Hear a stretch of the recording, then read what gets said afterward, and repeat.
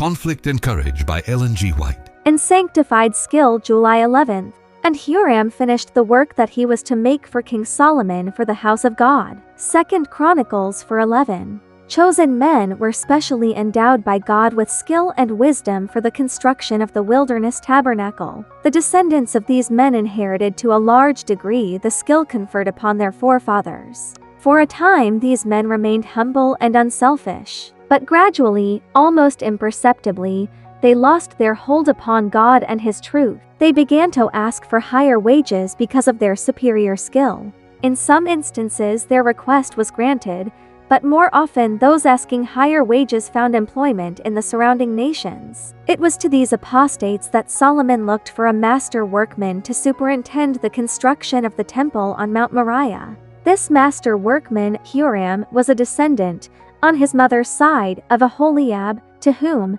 hundreds of years before, God had given special wisdom for the construction of the tabernacle.